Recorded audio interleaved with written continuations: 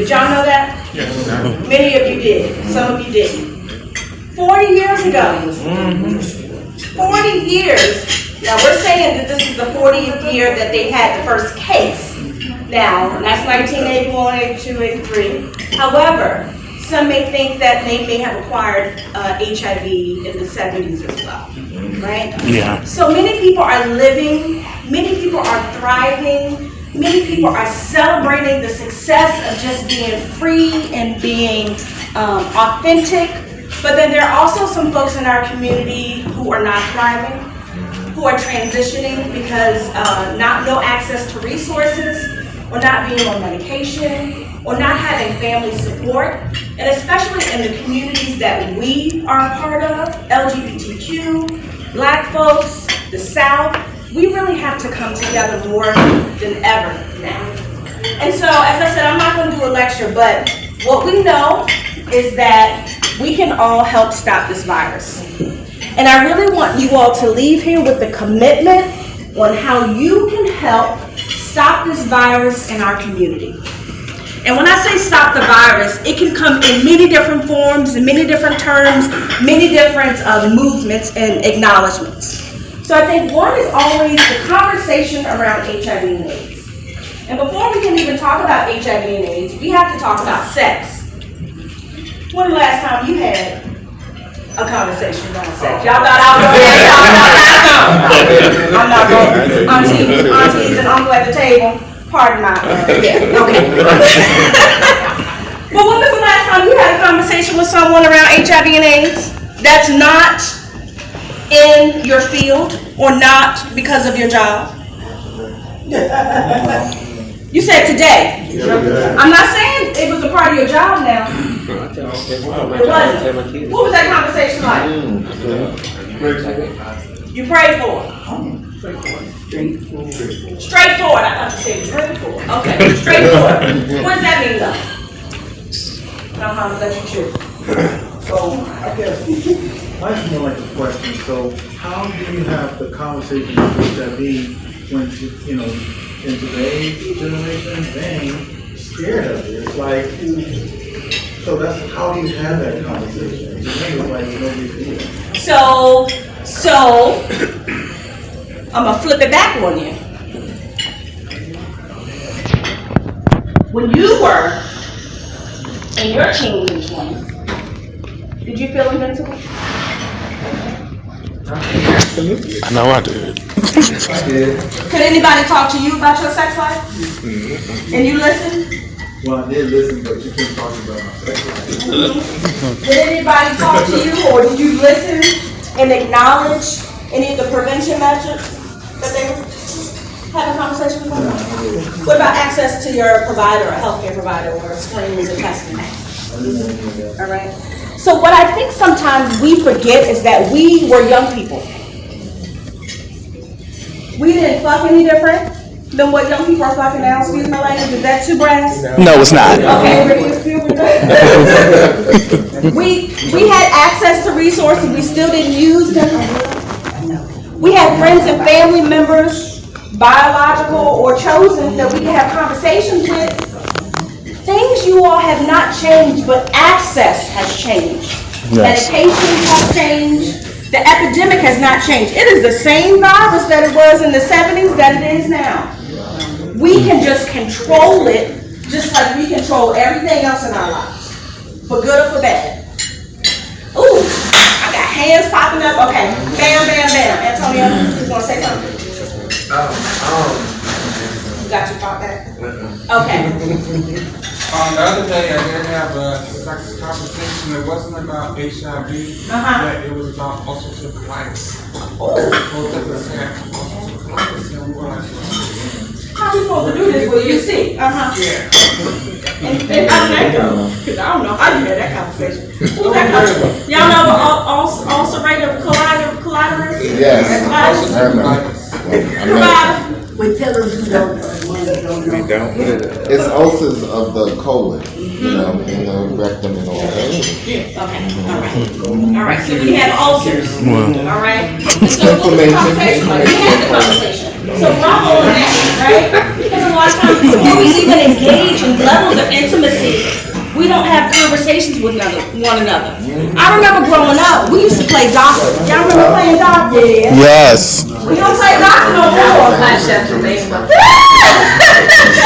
they pay patient. Now they play patient, right?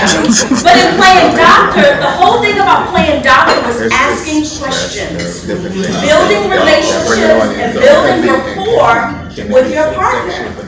Right now, it's like, click, bathroom, hotel, car. Other measures that we need to have conversations and practices with. Go ahead, baby. This is just the answer to your question. I feel like I'm around that age though that you're talking about. One of the main reasons or main ways to educate people around my age is through. What's your age? I'll say my age can range from the teens up until maybe the beginning of the 30s. Okay, all right. And one of the main ways to educate people my age is through this right here. Because you see people, you know, you may see people, a group of young men, young women, both, just sitting around somewhere, just trying to, you know, just chilling, but they're on their phones, not conversating with each other. Some might be even texting each other that's sitting right next to them. Exactly. But you educate people around my age by just social media, because like we are always on our Twitters, we're always on our Instagrams, we're looking on Facebook, we may be just catching up with family. That's when we can see an ad. Oh, this, you know, an ad pop up about something about, you know, educating anything, you know. So I feel like that's one of the main points that sometimes people fail to know, is that you can educate people my age just from Facebook, because they will go back and tell their friends, oh, I saw this post, you know, on Facebook, and this is how you do this, and that. So yeah, that's at least my answer, or my opinion to. What's your age? He's a millennial. Conversations should never stop as we're talking about developing an intimacy, developing in our relationships, developing in our communication styles. Because think about how you dated 10 years ago. It may not have been the same. Yes. 20 years ago, it may not have been the same yesterday. It might not be the same for tomorrow, right? And so I think we all have to evolve as we get older. Being older doesn't always equate to wisdom. Right? So, you know, it comes from lived experience. And from your lived experience, you should be learning something to apply to the next thing. Look at you and then Reggie. I want to tell my little story for a second. When I was my sex talk was in school. I was in middle school, and the teacher, my teacher used to tell our classes, you always wear a condom, you have sex. She said, you don't want to have sex with a female without a condom when she's on her period, because you can catch HIV. That stuck in my head for the rest of my life. That little lie stuck in my head for the rest of my life. It was true in a certain sense, but still, it was a lie in all the actuality. But that stuck in my head. So I have 4 kids and 2 grandkids now, so I teach that. But I don't lie to them like that. I just say, hey, it's important to use condoms. Very important, very important.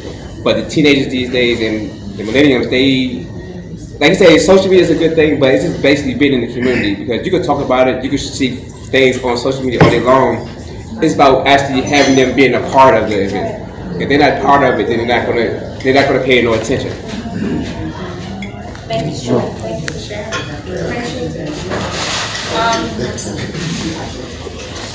As a sex educator, I've always taken the approach of how to versus how not to. Yeah, that's good. Say it again. You have to teach how to, not how not to. Anybody tell you what you can't do, what you gonna do? You gonna do it anyway. And what do we always tell kids? Don't do it. Don't do it. And then what do? They do it. Stop telling people that, they say, oh, you can't be that engineer. First thing you do is go be an engineer. Oh, you can't have sex. First thing they do is go have sex. I mean, we have to teach people how, at any age, how to get pregnant and start a family. How to choose a lover that's going to take care of themselves and you. How to put on a condom properly. How to find a safe space to even engage in sex. I do not encourage parents to just throw condoms at the problem. Then they put it in the pocket, then it heats up, and then it's no good. And they're like, well, I used a condom, and then you're like, no, you didn't, because you got this person pregnant. It's like, no, you didn't teach me the efficient way, the effective way to use a condom. Exactly. You did not say, well, how do you feel about this person? Are you just having sex for sport? Do you care about this person? You just gave them a condom. So we're not teaching people how to be intimate, how to engage, how to get pregnant. There's a way to do that effectively, so we don't have the how not to outcomes.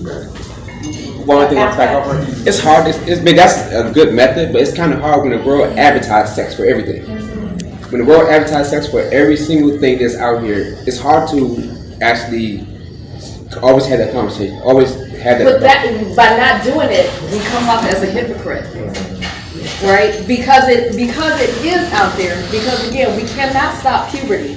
You can't tie it up and wrap it in a little bow and say it till you're 21, right? Biology is going to happen whether parents want it to happen or not. So we have to move with the science that is already there. The body is already there. You was masturbating in your mother's womb before you even came out into the world. It was always there. And we should honor the fact that you are a sexual being from the embryo all the way out. We should honor that. The problem is we get excited when we see it because we have not been honoring our sexuality. Get the logo. Yes. But I was definitely just watching that show. But before we get to Noah's Ark, I always like to do a timeline. How we got there and what led you there. I know that you were involved in a couple shows and some things before Noah's Ark. So could you kind of give us a little bit of... Sure, let me stand up. I'm not shy. I know that. So, you mean the beginning of my career? Yeah. Well, are you ready? So, I started my career out actually as a dancer. I went to Bethune-Cookman College and I majored in business management and I minored in theater arts. And the theater arts sort of took over the business management, but in the end, I ended up running the company, so I did use that business management. But my career started actually as a performer, a dancer. I did a lot of theater. Moved to New York a little bit, short time. I had a stint with Ailey, and then I moved to, a good girlfriend of mine was a fly girl. We danced together in Disney World. She was the one that kind of got me into coming to LA because I was in New York. So I came to LA and the first big job I got was dancing with Prince. And I auditioned and then I had to go back to New York and then I had a call back. Stayed in LA for the call back, went back to New York, then they said Prince wanted to meet everybody that he wanted to think about taking on a tour. So I came back and then I never went back to New York, I stayed in LA. So I had a very extensive dance background, theater, traveled all over the world. My main source of when I knew I wanted to be a performer was I saw Dreamgirls, the tour, the second national tour I think. And that's what I knew when I saw these beautiful black people dancing. I knew that I wanted to be a part of that. So I did that, did theater, and then through my dance career, I auditioned for Patrick for Punks, his first indie film. And it was produced by Babyface and Tracy Edmonds through their company. Patrick used to work for Edmonds Entertainment. So I auditioned for that, got the role, and then we ended up being friends. And then Patrick said, "Hey, Rodney, I wrote this role for you. I'm getting ready to start the show. I wrote a role for you, and I want you to be a part of the show called Noah's Ark." I didn't even audition for Noah's Ark. He wrote the role Alex for me. So I was able to go and do that. And then everything just sort of snowballed after that. And the reason that I got my agency was because I didn't want to be 40 years old and dancing and competing. So I started an agency, and I had it for 15 years. And then, like I was saying, I closed it because I found out I had congestion heart failure from stress. So I stopped. And then I started back my acting to see if that bothered me. So I did 2 plays, and I did 2 short films, and it didn't bother me. So, and those films are what you guys still can see is 90 Days and As I Am. 2 great films, and they're streaming right now. And then, after that, that's how Noah's Ark came about, and everything that I have gotten since that. And I have to share with you, this is my aunt who always, and uncle, they always supported me. And I can honestly say this, in the beginning, my parents didn't get it, okay? But that was okay. I still maintained to do what I wanted to do as a performer and an actor. What did they get, Rodney? They honestly did not, it was more about subject matter more than anything. Because they always had supported me throughout my whole career. But that was a problem for them. But they had to get over it, whatever. So we sort of moved, and she helped me through that a lot, actually. So with that, and to this day, I still say that I'm so happy that I did do Noah's Ark, because it has helped me and took my career to another level, because people still call me, and you guys, I'm here with you, and we did that show, what, 15 years ago? So that was what was so important to me, and why I was able to continue to do the work.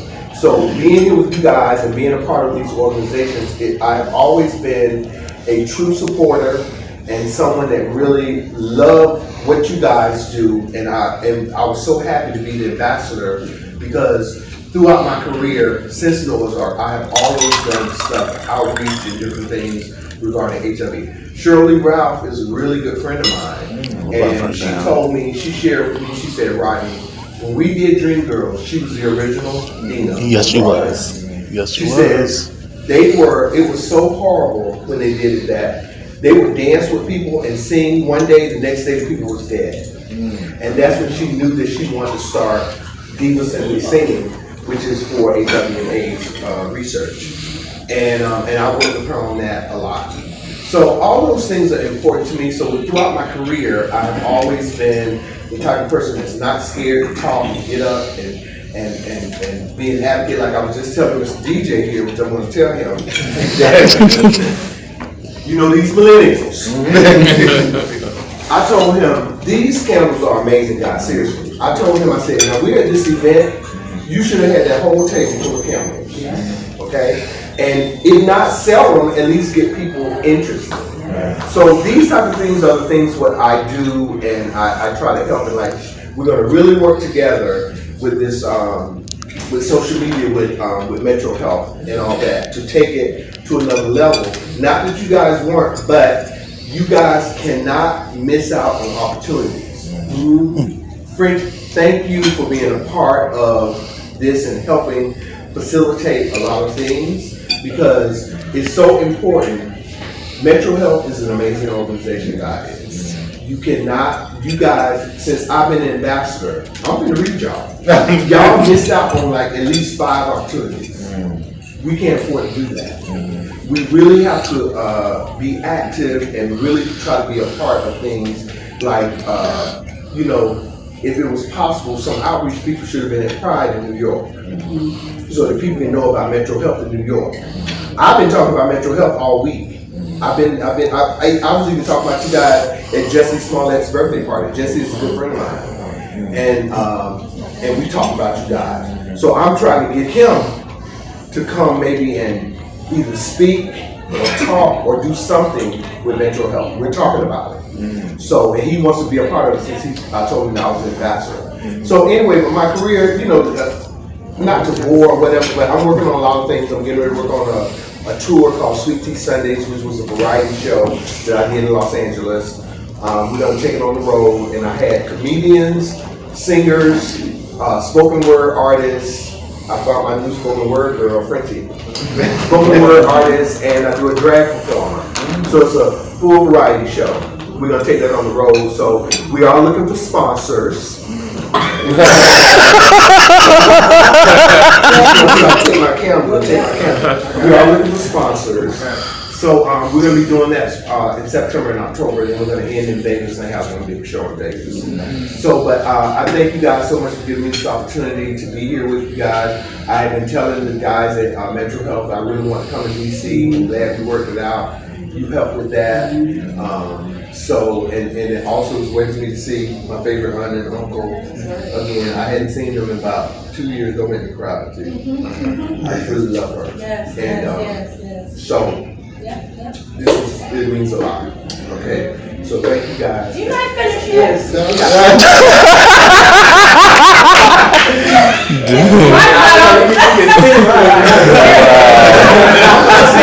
I'm just finished talking about me because I know this is some part about me, but you know that's it in a nutshell. Yeah, and so I'll start some questions off, and then I'm sure others have questions. And I want to go back to Noah's Ark because that was such a life-changing show for me.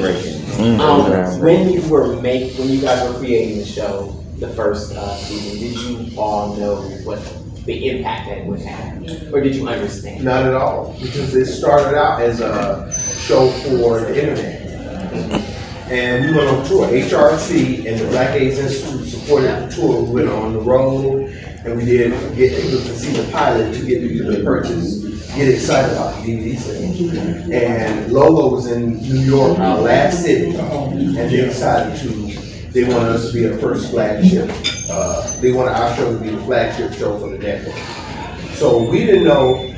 We just knew that the show was going to mean something to people, but we had no idea the magnitude that it would be to this day. We really did. We just want to make good content and do great work. And y'all did. Yes. When you go to the audience, you want to keep your responses to 2 minutes. 2 minutes. Did anyone? Don't be long-winded. Sure. Okay, go ahead.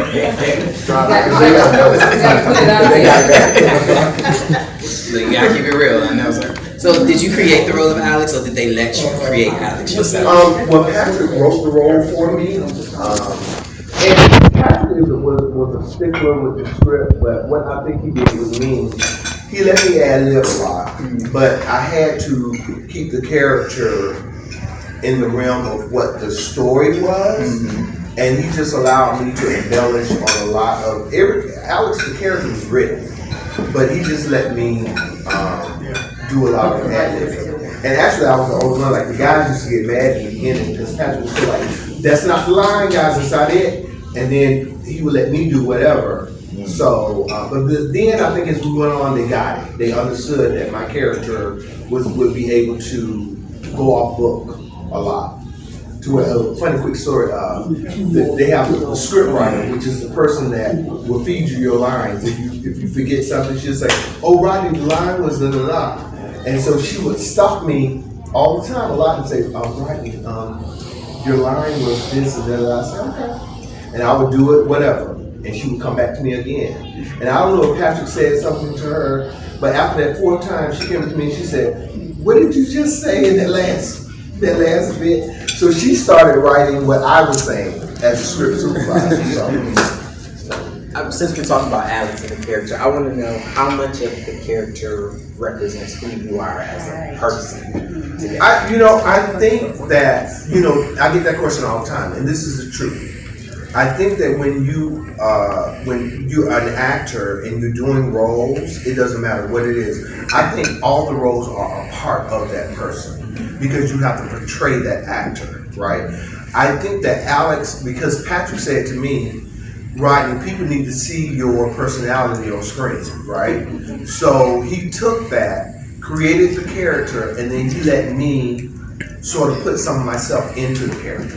I personally always thought that the character was a little way more out there than what I really am, but I got it for the show. That was Alex's character, you know? So I think that with that being said, it was just very much, I was able to embellish, like I said, a lot, and he put me myself into the character a lot when he wrote it. First of all, I just want to give a shout out to you for one of the doing cooking. I went to family undergrad, so just love that. Okay. Yeah. The nature of the show, like having black SGL men being in relationships, that's something that we didn't see a lot, like black SGL love. Was that intentional, or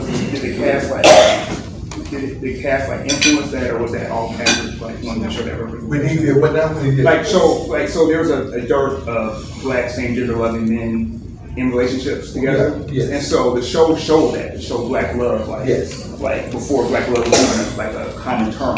Was that intentional, or was that cast? It was intentional, and I think the reason there was a lot that went on with Noah's Ark and Patrick and Logo.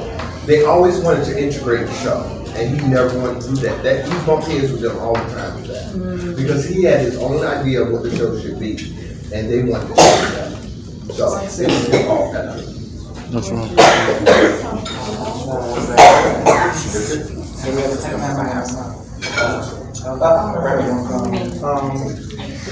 I love you because out of all the characters, you are the most connected to our community. And I love that. You never felt like you were too high or anything. I mean, you communicate with people like you've been known all your life.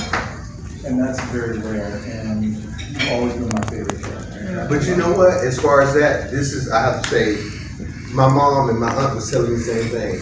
My mom always said, you use Chester. And my aunt would tell you, all her brothers, all of them had the same personality. So that being said, I bring that, this is just my personality with people, because I'm a people person. And all the Chesters were people persons, right? Always. They always, and so I took that from them. So we just lost, and I have to put this out, Rodney, if you don't mind, that he just lost my baby brother, Robert. Okay, he passed away last year in September. And I tell you, this is a role model that we see in the Rodney, because someone has to be there for the family. And a lot of the family that we have now is not our subject. Rodney is pretty much definitely filling that void with everybody. And we just appreciate that so much. You know, with all other things that are going on in this life. So I have to put that in there right now. Thank you. Well, I'll tell you right quick, but she used to babysit me, and they never knew. I would go to my grandmother's house where they babysit me, and there was a record player, and I would go there, and I would have kid music playing, and I would dance and stay up. I would be the best baby, right? In time they cut it off, I would fall out. So, and they never knew, and they never knew what that would bring to me now as a performer, as a dancer. I've always loved music since I was 2. So. I think Rodney was really, really thirsty for family. When he did get out of the world, and he was doing different ways and different, finding yourself. Okay, so that's when Uncle Sonny and I stepped in, because I don't think anyone else understood what we saw. But I think they did Do you and the crew ever get together outside of you guys? I'm really good friends. Daryl and I still talk about. Actually, Daryl and I are working on a project that will be coming out soon. And I talk to Jensen all the time. Those are there. And I talk to Greg also. That would play the track. So there's a famous female rapper out there. She does this thing that you used to do back at the show, and it became her signature. Have you had a conversation with her about it? I have not, but Out Magazine was all And they protected me, and they took that from her. Notice she don't do it anymore, because she tried to patent it. And they was like, Rodney was the one from Noah's Ark that said it. They talking about Cardi B. Allegedly.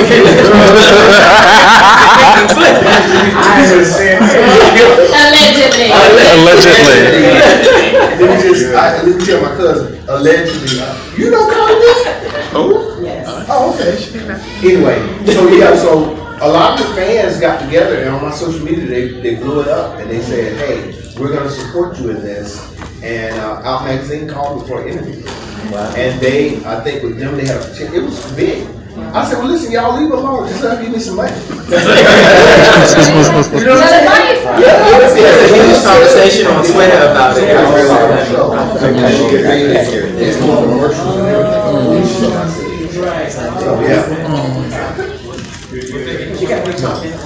That's like one of the lines that he said on the show. I'll find out which one. I have a question. So Rodney, do you still keep in touch with the lady that played Brandy? Yeah, Keith Hamilton Cobb, and all of them? I have not seen Keith, because Victoria Rao got on the show because of Keith, because they did Young and the Restless together. Right. Mm-hmm. And you know who was supposed to play that part? Vivica Fox. Wow. She had signed on and everything, and all of a sudden she didn't want to do the kiss. Because when the two girls kissed, and so Victoria came in at the last minute, learned the lines on the plane, and shot it. So I haven't really talked to Jania that much, because her and her husband, they started working with this network, and they're working on their own personal stuff. But yeah, maybe I was just telling him that I talked to him mostly is Jensen, who played Wade, and Daryl. And Daryl and I are getting ready to work on a project, which hopefully will be out by the end of the year. One of my favorite things is when you and Brandy was talking about Oprah's house. And she said, "Where's the tea?" We had because the guy who was the cinematographer for the movie had just did Brokeback Mountain. We just got lucky to get him. Oh, wow. And Patrick basically told us we had to shoot all of our scenes, me and Jania's scenes, in like 10 minutes. It was at the end of it. He said, if you guys mess it up or whatever, we have to cut it. So we did all that stuff. It was basically ad-lib. Wow. Y'all did a and then we had to do like 4 scenes in like 10 minutes. Wow. Yeah. And they just edited them, for each. What is And that's your like one of the most beautiful message parts of the movie. to our brethren that have fallen out of care? So, our goal here in doing this work is to end this epidemic, is to, link our clients to care, and we understand that there are so many other barriers that even HIV is not a priority because of all these other barriers. What is your message that you would convey? I think, first of all, with my show, you guys, I used to do once a month, Sweet Tea Sundays, and I would work with organizations, nonprofit, and we would have a truck outside for testing. See, and I was telling Richard this in the car, and because a lot of people are shy about HIV and all this stuff, but I think for me, being an actor and being in the community and people know who I am, it's about me getting that message out as much as I can to let people know, hey, we have this truck out here with mental health. I'm going to try to get people involved enough that because a lot of it is not embarrassment, I'm sorry. A lot of it is they don't want people to know what's going on, right? So we have to figure out a way to, so what I did was, I made it fun for my people for my show. We would get them free tickets, we would get them free drinks, and we would get them free food or whatever. Anything I could do to get those people to get tested. And once they got tested, we would do it discreetly, and then we would bring them into the organization. Like what I would bring them to your organization and say, hey, this young man, blah, blah, blah, blah. So I think it's about educating. I think it's about getting the word out and having people with a mouthpiece like mine in the community that can really, from my show, carry that into whatever the realm of it is. To really try to get people to get tested and let them know it is important. I asked my friend about this, and I would never share who he is or whatever. But I have a friend, you guys, that he was in the Army, and he got infected with HIV in 1981. Wow. He surpassed all that stuff with all the people that died and all that. And do you know this boy is living and breathing and walking around, living his life, looking great, you know, and he is a true testimony that you can live with this disease, you know? And a lot of people are scared about it and they don't understand what that really means.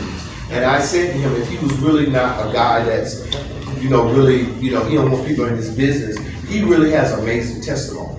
Because when he said, he still, actually he shared with me, he still has his, when he first got his AZT, and that he still has that prescription. Wow. And he says back then they used to have to take 13 pills. Yeah. So again, I think Frenchie is really about educating, it's about having things like I even share with my aunt, in all honesty. I was like, well, I really didn't know what I was going to be doing because I knew that you guys want to talk to me, but this whole thing of what you brought to the table, what you got, she was like, wow, Rodney, I'm enjoying it.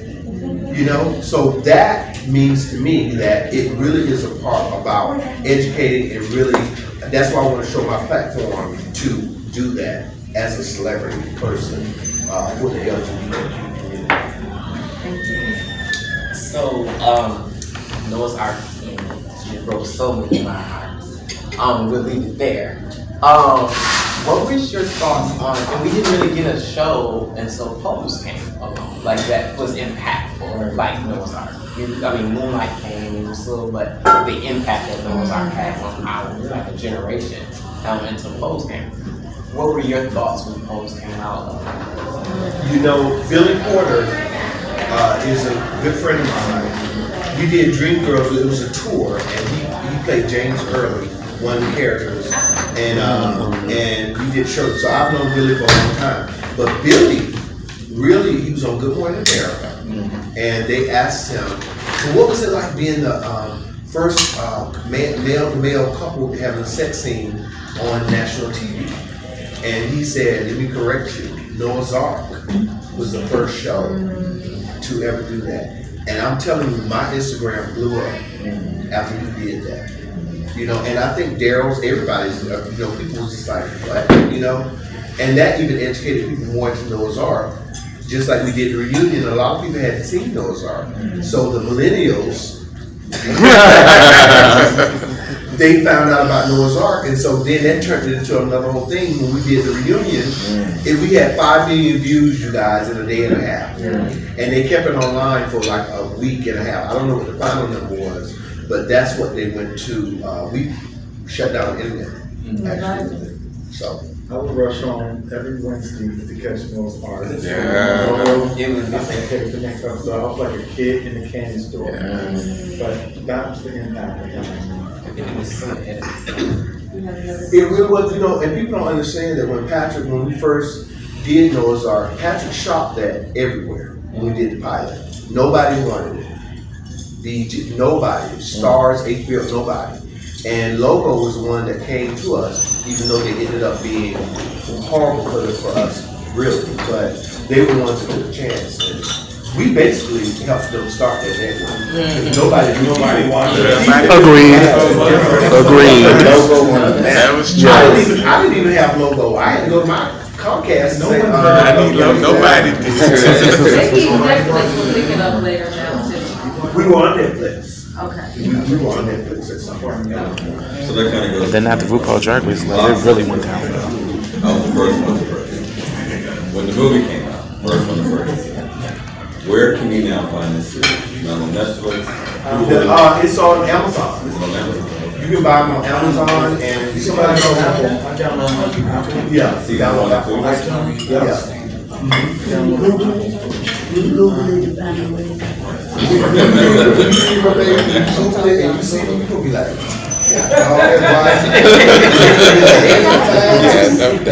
baby, you know you're gonna be in my nose. No, so anyway, yeah.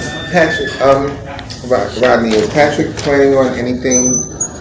Well, you know, Patrick is for you guys. You know what Patrick's show is P Valley. Yes. Everything. That's how Patrick writes on the side. Oh, okay. And he's getting ready to work on a project with, and I just had an audition for it, he got it, as Clifford, one of Clifford's friends. Oh, okay. So we'll see. But Yes. Patrick is doing a good job, Clifford and he's also Rivers, working with a new show with Gabrielle Union. So, and I did tell you about Jesse's, you guys, he just, listen, let me tell y'all something about Jesse Smollett. I think everybody knows the deal with all happened with all that stuff. Right? But like I told him, I said, you know what, man? I'm your friend and I'm always going to support you. Now he's getting ready he just directed B-Boy Blues, which is an old book and and it's really amazing. He was sharing with me last night about how he is excited about it, and he asked me to go on the road and do the Q&A in all the cities. So, you guys, if you know Jesse, support the brother, he's regardless of whatever, I didn't even go there with him because I still know Jesse, and that's my friend, So, last question I have is, what in your career haven't you done yet that you would like to do? Okay, so first of all, God is good. I really have done everything of course you can always do more, of course. But honestly, I did theater, I did dance, I traveled the world, I've been all over the world. And I think I shared with my aunt. I went home one Christmas and my mother went in this box and pulled out like a stack of postcards on all the cities I was surprised at Brazil and all these places I've been. So I've done so much in my career, and God has blessed me. Even though with my situation, my illness, I still am working. I'm fine. I feel great. I just take my medicine, do what I'm supposed to do, and so I really think that I've done what I know I want to stop dancing. I don't want to be dancing at 40. So I moved into being an agent and then running my own company for 15 years. I had a trio, and then the acting thing just came back, and then everybody started calling me to come in for acting. All right, well, thank you. Was there any